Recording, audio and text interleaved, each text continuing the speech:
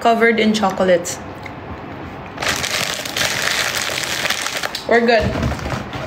Satisfied na tayo. Busog na. Makakatulog na tayong lahat. Hindi na tayo mag-overthink kakakain.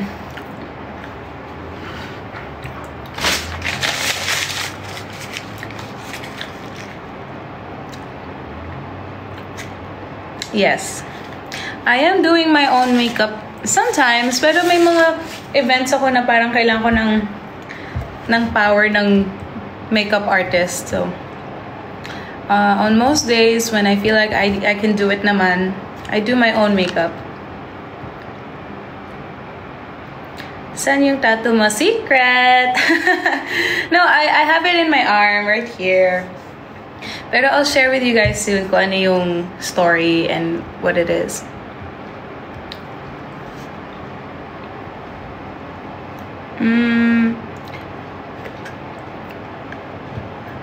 Thank you. Oo, natural lang.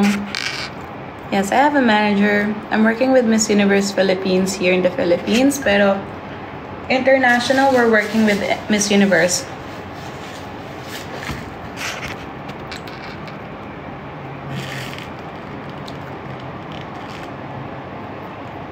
What's your paghahanda in every wow, inubo pa nga.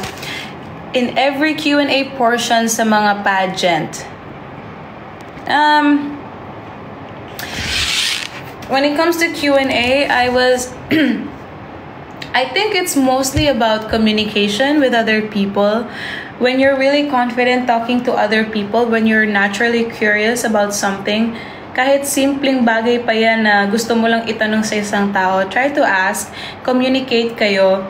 When the communication or the conversation flows, small talk happen, and then you generally kind of have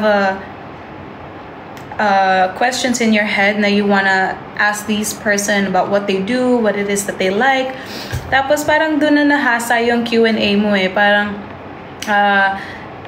when other person kasi say something, you say something then, di ba? Parang meron ka ding response, pero yung response na you won't offend anyone.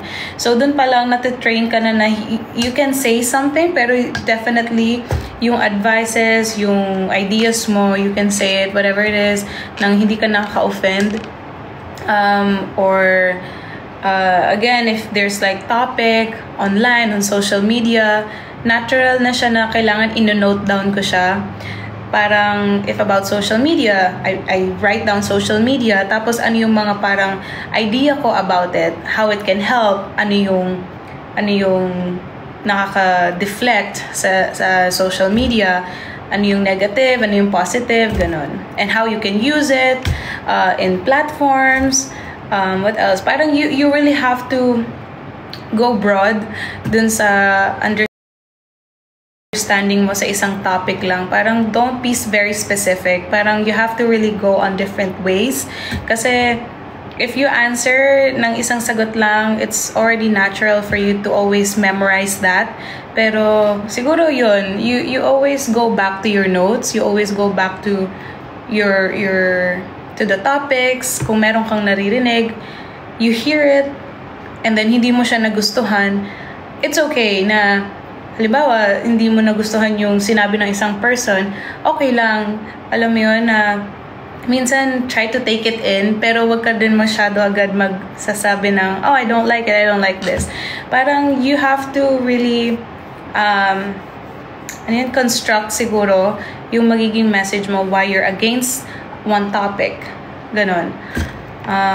That's for me lang ha, kasi ganon yung parang naging training ko, yung training sa akin na if may question and you don't like it, kung hindi mo gusto yung sagot, or kung hindi mo gusto yung isang topic, it's okay to say no, pero bakit no? And again, not just one side, kailangan both side yung titignan mo sa isang question.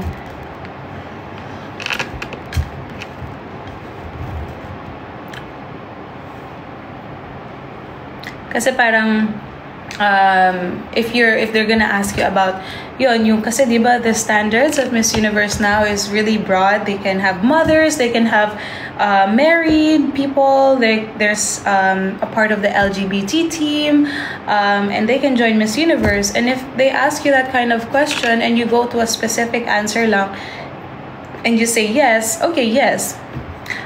Pero ako sometimes I answer both ways, parang yes and no. Pero yun lang yung medyo struggle kasi kailangan mo siyang i-fit in under 40 minutes, or 40 seconds, sorry. You have to fit your answer in 40 seconds. So medyo, yun lang yung struggle ko kasi I tend to talk a lot. Yun yung mostly kailangan kong i-train sa sarili ko. Kasi kahit sa mga events, if I talk to someone, tuloy-tuloy na. Madaldal po talaga kasi ako.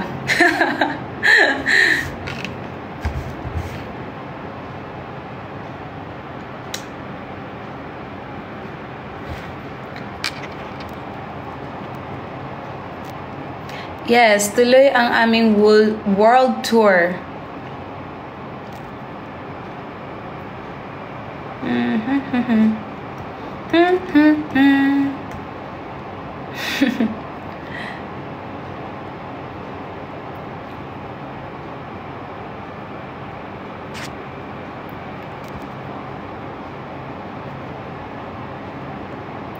Advice to a beginner, I'm joining pageant.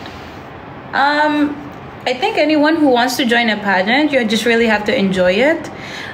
Prepare a lot. Siguro kasi ito yung una mong pageant, you're so excited. You did everything for sure you can just to make it to the end of the finals. So, ang kailangan mo na lang isipin is to just really enjoy your night. And always smile. Yan yung lagi kong gustong nakikita when a girl is on stage, is to smile.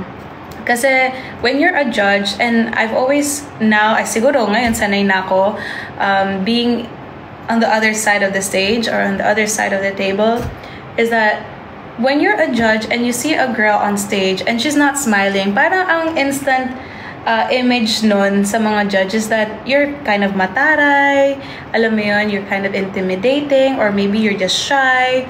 Kasi sometimes when you're always fierce on stage doesn't make you too powerful. You can always smile and then go on the fierce side. Para naman nakikita namin yung expression mo na you're enjoying, you're really having fun.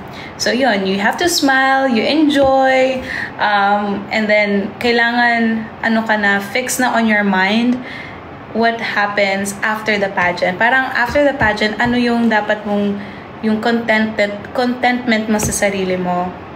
You still have to have that hungry feeling of growing, of learning. Kasi win or not win in any pageant, may learnings yan, may growth yan. So you really just have to enjoy. Kasi kung may enjoy mo siya, no matter what happens in your pageant, may matututunan at matututunan ka dyan.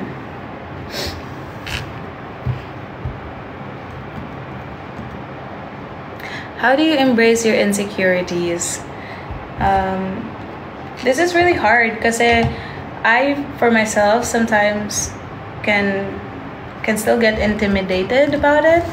Pero I think when you're just trying to talk about your insecurities, this is not for everyone, but for me personally, this is how I cope with my insecurities. I just talk to people about my insecurities for them to know na I'm not really that confident yet in expressing it, to show it. Then again, parang whatever these people will say to me, parang I take it in, and at the same time we kind of have a conversation about it na, oh, how can I better do this, how can I better express myself siguro, or how can I do better siguro dun sa mga insecurities. So yun, siguro I share my story about it. I talk to these people that I trust the most about my insecurities, and then eventually parang I just laugh on it na lang. I learn to love it.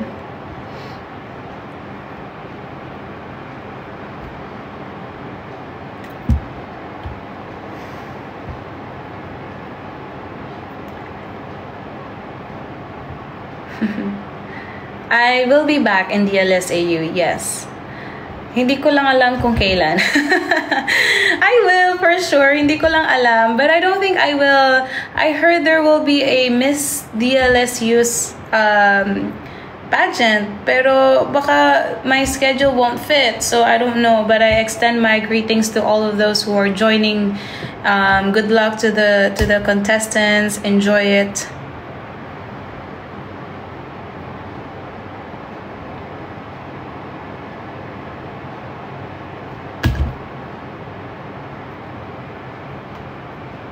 I will be in QC, yes. I will be in Miss Universe QC sa February. I'm not sure kung ano yung date.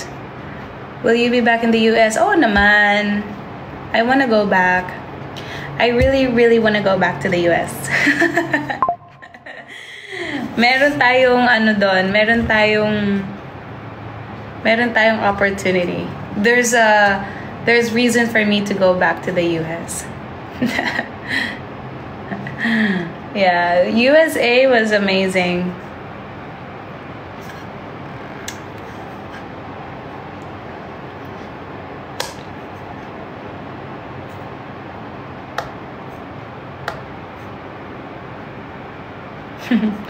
Smice ice cream.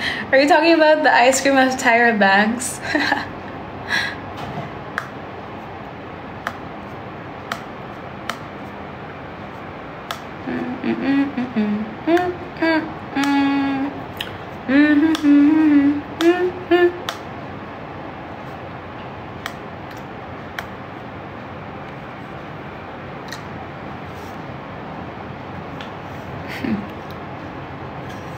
Oh, I had work. Hi, Carlo. I had work prior to showtime, and I knew na my schedule will be a conflict, kaya hindi ako nakadating sa showtime kanina. Nakakatuwa naman na inaabangan nyo talaga yung showtime. You guys are watching because I'm there, or nanonood kayo ng Sexy Babe? Thank you, Carlo.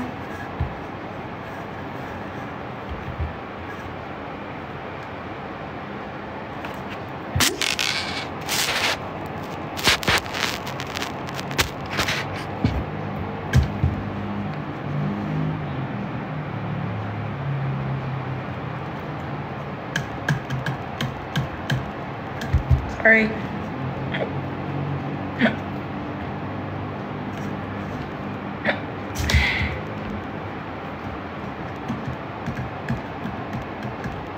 I'm not going anywhere.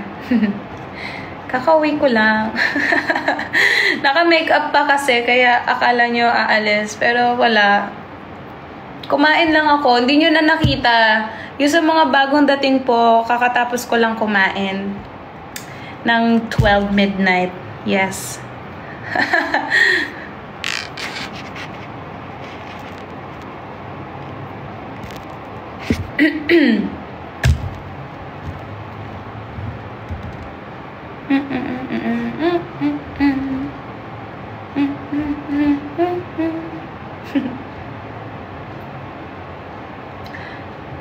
iAcademy.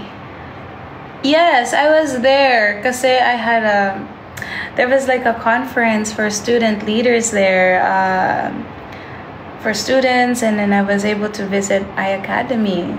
Hello sa mga students who are in the iAcademy. Thank you, salamat.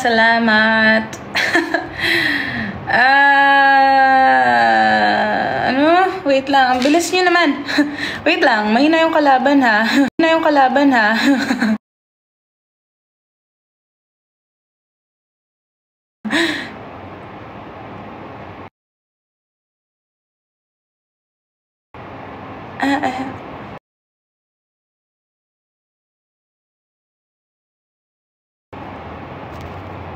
Tips on what? Ano? Wala na, hindi ko na naman nabasa.